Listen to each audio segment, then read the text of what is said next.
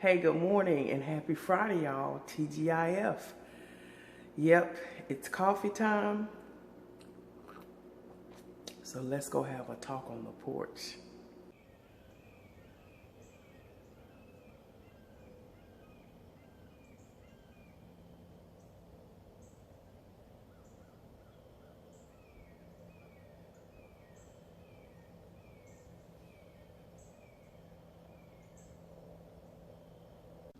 Good morning, y'all. Good morning. It's Porch Chronicle time. It's been a minute. I think this is the first time I've been out here all week to be able to sit, y'all. It's been a busy week for me. Helping Rex and his family with this and that. Y'all know the deal. And today I gotta go and get his sister. She's coming in. She doesn't live here in this city. She lives in a few cities over. Well, about 4 cities over, actually. But y'all, just been tired, been working a lot. But it's a beautiful morning. It's cool out here. It's about 50 degrees, but it feels good on my skin, you know.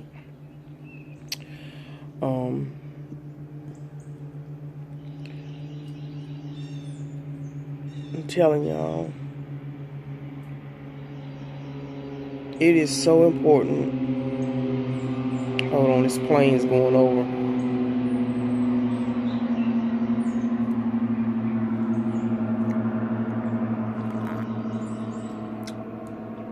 That's one thing when you live in the country too. All this used to be farmland, and there's still some farmland, some blocks over, if you will, or some miles over, and the farmers will get out and drop whatever they drop on their fields. But anyway,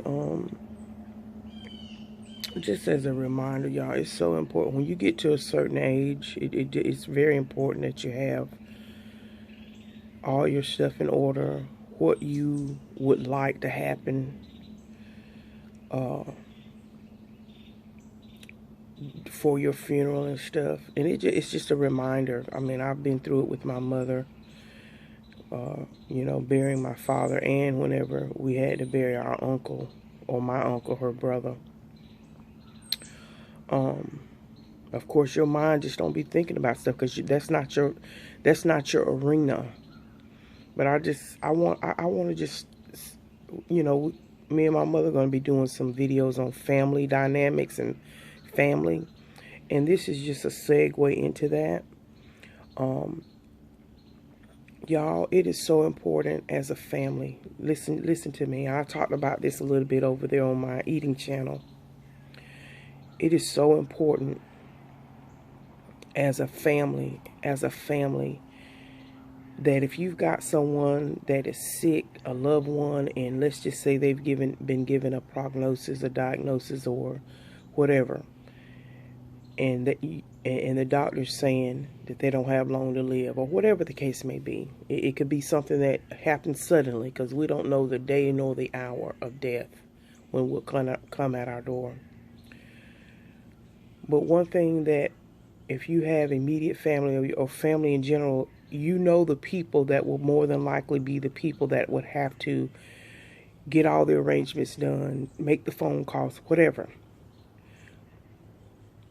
As a family, get together at some point before all of this happens, the inevitable, if you will, a passing of a loved one. Now, that's if you can, but even right now, just make a pact, if you will.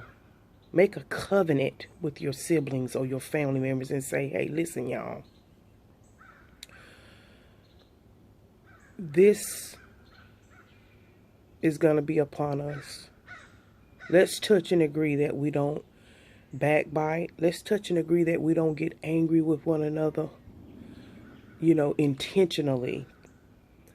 Let's make a covenant that we're not going to sling mud, that we're not going to be greedy, that we just come together as peaceably as possible to lay our loved one to rest and give people assignments so they can feel a part of the process. And I think that's one of the things that can happen when we experience death. It could be death, it could be a wedding, it could be a birth. Let me tell you something. People get the most hurt. I'm just here to tell you, I've seen it with my own eyes. People get the most offended, the most hurt doing those type of events. Somebody didn't get asked to help with the wedding planning. Someone wasn't part of the bridal shower. And we know these things. Everybody is not going to be a part of the big main event. Again, no matter what it is, it could be a baby shower. It could be a wedding shower. It could be a wedding. It could be a funeral. It could be a birth. And honey, if you forget to call one set of grandparents before the other set of grandparents, there's friction there. And I just think if we communicate about all those type of things where we know people emotions are on high, when people's, are not maybe thinking in their right mind, they're just driven off emotion. Try to come together and say, okay, look, mama ain't doing well, daddy ain't doing well, auntie, grandma, grandpa, whoever the case may be, a child, it could be a child. Go ahead on and try to give assignments. And again, so people don't feel left out and they get an attitude, well, they just left me out of everything, so just let them go and do what they want to do. No, because then you'll wear that. You'll wear that like a badge of honor when you show up to the event. And like I said, it could be any situation. I can remember years ago, and this was years ago, two sisters had fallen out because doing gatherings, whether it was reunions or whatever, one of the sisters would get so angry because she didn't like the way people were cutting the desserts and cutting the cake. So this one sister would cause all this, always complaining about, y'all shouldn't cut the cake that way. Just, you have people in your family, they're just sticklers for certain things. Daddy was the only person that cut the meat, the ham, because he was the only one that knew how to cut the meat away from that ham bone. Whatever. So I just made a suggestion. I said, well, you know what? Since your sister is the cake cutter of all cake cutters, or the pie portion, even portionette, she was even, she was perfect at cutting the pies in even portions, Give her that assignment and be freed up. And a lot of times we are so busy wanting to be right or win that we miss the compromise, the beautiful compromise of just, guess what? When y'all have family gatherings, cookouts, instead of everybody having a big knot in their face, guess what? You know what, Shonda? Y'all know me, I'll make up a name quick. All right, Shonda, you in charge of cutting the cake. You can put your little chair over there by the dessert table, and you make your little table and you can eat. And when somebody come up and want a dessert, whether it be a child, you be the one to cut them that cake. Or guess what? To make it even better, you show up a little bit early. And when we're putting the desserts out on the table, and as people bring desserts or whatever, say, thank you so much. I got it. I'll cut it up for you. Change the game. Flip it as though you're doing it as a service. As a service. This is your assignment. And honey, that person will be just as happy because they've been brought in to be a part of. And guess what? Most people, they like to be served. So guess what? Let her cut up all the pies, pre-cut them up. And if that is really what's bothering her, so when people walk up, they know what portion size to cut themselves or serve themselves. So like I said, a lot of times we have to somewhat be bigger if we have to be.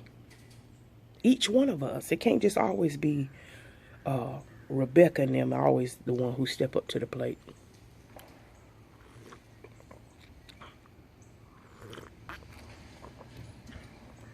It don't always have to be other people. Neighbor going to work. I know that's right. It don't always have to be Brother Tony or Brother Richard. Sometimes find it in you to be bigger and step up to the plate. And it shouldn't always be, oh Lord, here she come. Oh Lord, here he come. Yeah, we all have that in our families. We understand that. But when you have an opportunity to shut down discord, shut down that spirit, do it. And just keep that in mind. But going back to the cake cutter. And you know, when I was explaining this to my friend back then, and she said, you know what, Tonya, I ain't even never thought of that. She said, now you know what, that makes sense. But sometimes we can be so caught up and invested in our way of thinking that we hold on to it and we just don't even listen to reason. Some of us. Because I know what, when you get to a certain point in your life, and whether that's your 20-year-old or 70, some point in your life, you have to get to the point to say, you know what, I am tired of fighting folk.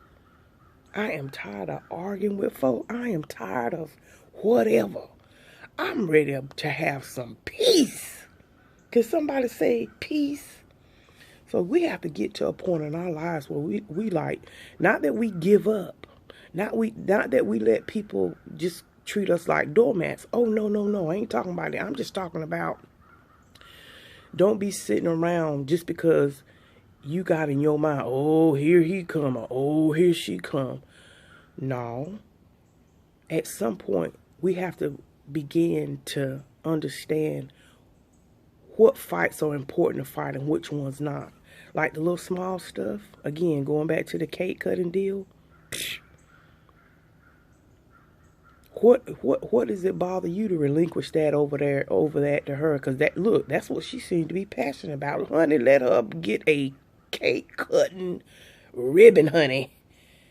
What do you care? It ain't something that you particularly care about anyway, because every time you cut it anyway, you get all the frosting wind up on your hand. But this person, man, she can cut that cake precision like a surgical knife. So those are the things that we have to look at in our lives. And I know that sounds simple and trivial, but for her and for that family, man, it unlocked, and now everybody is freed up. Everybody's freed up. And now she has that badge of being the perfect cake cutter and pie cutter. You know. And I understand what she said. Like I said, some people don't like but certain people to cut meat. Because some people cut meat and they jack it up and it gnaws at you, but you eat it and go about your business. But again, so that we all can get away from, oh, there she coming, there he go. Sometimes we have to give a little to get a little. Ain't that the truth? But anyway, I said all that to just say this. There are going to be things that come up in our lives, and that's why people ask me and my mother all the time, how in the world do y'all get along so well? That's real. That's not a front. What you see is what you get on the camera. And people who have actually come and visited and collab with us, they say the same thing. They say we feel like we are just part of the family. But those are some of the skill sets, and those are some of those things we work out as a family. Of course, we don't show y'all everything. Yeah, we have disagreements, but again, we have learned as a family to come together and do just what I just explained earlier. You know, some people are good at what, you know what, we ain't finna have no fallout over this, y'all. Because we're too important to one another. We're all we've got, really. Oh yeah, you got some real deep I call them ride and live friends. And acquaintances, you know, you pick up the phone, they're there. Oh, absolutely. We've got people outside of our family circle that do that. But for the most part, let me tell you something. When stuff really go down and you really need somebody, Ain't nothing like to be able to call on your family. But if we can't come together in times of trouble, in time of crisis, and all we do is inflict more pain upon each other, oh no, enough of that. The pain already is running deep. Again, going back to losing a loved one. You know, you never can be prepared. You never can be prepared emotionally about how the grief will overtake you. Oh, absolutely not. But if you've made a little bit of preparations and you had a conversation and said, you know what, y'all? I don't know how my emotions is going to take hold of me today, the next minute, or the next second. But as a family, let us come together and say, look, you're good at flowers. We'll make sure, if you don't have the fund, we'll make sure that you have the money so that you can order the flowers, because you're good at that. Sister so-and-so, you're good at organization and planning. Can you get together with the funeral home or whoever is going to do it and do the programs? Then you might have somebody who's good with talking to, you know, who knows how to talk, public speak, so they can be better at talking with the local officials about getting guide cards to guide our family through the city to get us to the, you know, burial place, to the cemetery. And you got some people that's different and, you know, gathering up, making sure you talk to the newspaper to put an ad in it about the obituary and all that good stuff. So, and when I say good stuff, y'all know what I'm saying. Assign those things to people that are good at that. And that way you ain't got one person burdened with all those decisions you have to make when you're going through a bereavement. I'm telling you, if I have a point person that deals, 1 or 2 point people that deal with the funeral home, 1 or 2 point people that deal with the church. So when everybody has an assignment, it can really help alleviate a lot of because the pain and the emotion, that's going to be there. The loss of a loved one, it's going to be there. So why not rally the troops if you can beforehand, when there's time to plan, and say, look, we're not going to hurt each other even more. Because I'm going to tell you, when something like this happens, you might say the wrong thing and it'll set somebody over the edge. And we don't want to do that as family. And again, like any other relationship, sit down and communicate. It's hard to talk about tough things. It really is. Because no one wants to ever think about it. And again, going for same thing with wedding and wedding showers and births, or a child's first day of school. Whatever you know people in your family are sensitive about, yeah, we can say, oh, they just need to get over it. Oh, yeah, absolutely. But what would it hurt you to make sure that whether it's the grandparent, the daddy, the whoever, flood their phone up with school pics of their child or grandchildren first day of school. Flood their phones up with it, or however you communicate, so they feel a part of.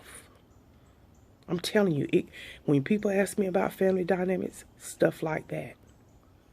And oh yeah, you're going to run across some family members that are just stubborn and all that. And then that's when you have to know how to digress and pull back tactfully. And then hopefully your prayer will be, Father God, allow them to come around. Let them know I mean them no harm. And just pull back. But anyway, y'all understand what I'm saying. But anyway, let me go on in this house. I'm working half a day today. I was supposed to be off the whole day, but things came up at work. So I'm working half a day today. And then I got to break away and be of service to Rex and his family. Amen. And y'all just keep us in your prayers. The funeral will be Saturday morning. So I apologize, y'all. Again, we will not have a Saturday morning live this Saturday, the 21st. We will be getting back on track next weekend. Hopefully nothing else comes up. But, you know, life, y'all. Life happens. And then what? We have to continue on in life. But anyway, just keep us in your prayers. Keep Rex in your prayers. Like I said, it's be all day because you know they have the wake, the funeral, the interment at the cemetery, then back to the church for repast and fellowship and gathering. So it'll be a long day for all of us, and mostly a long day for Rex and his family. So I thank y'all for y'all continued prayers and love and support. Anyway, y'all have a fabulous weekend. May God bless you, and may the peace of the Lord be with you. Bye.